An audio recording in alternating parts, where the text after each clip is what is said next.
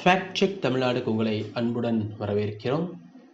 பெரிதும் எதிர்பார்க்கப்பட்ட இந்தியா பாகிஸ்தான் இடையேயான சாம்பியன்ஸ் ட்ரோஃபி போட்டி இன்னைக்கு துபாயில் நடைபெற இருக்கு.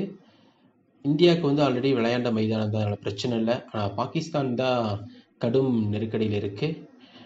இதோடைய கிளைமேட் எப்படி இருக்கும், பிச் ரிப்போர்ட் எப்படி இருக்குன்னு பார்த்தா, வானிலையை பொறுத்த வரைக்கும் பெருசாக எந்த மாற்றமும் இல்லை, மழைக்கான எந்த வாய்ப்பும் இல்லை. ஆனால் வெயில் கிட்டத்தட்ட ஒரு 30-32 டிகிரி வரைக்கும் இருக்குன்னு சொல்கிறாங்க. பொதுவாக துபாய் பிச் எல்லாமே மந்தமாக தான் இருக்கும். ஒரு சில டைம் வேகப்பந்து வீச்சாளருக்கு சாதகமாக இருக்கும், சில சமயம் சுழற்பந்து வீச்சாளருக்கு சாதகமாக இருக்கும். சுழற்பந்து வீச்சாளருக்கு சாதகமாக இருக்கும்போது இந்தியாவுக்கு நல்லது தான். ஏன்னா இந்தியா நல்ல சுழற்பந்து வீச்சாளர்கள் 3 பேர் டாப் கிளாஸில் இருக்காங்க.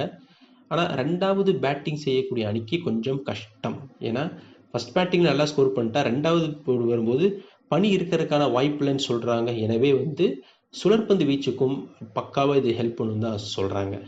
நான் சொன்ன செய்தி உங்களுக்கு பிடிச்சிருந்தா லைக் பண்ணுங்கள், ஷேர் பண்ணுங்கள், மறக்காமல் இந்த சேனலை சப்ஸ்கிரைப் பண்ணுங்கள், இன்ஸ்டாகிராம் பேஜ் எல்லாரும் ஃபாலோ பண்ணுங்கள்.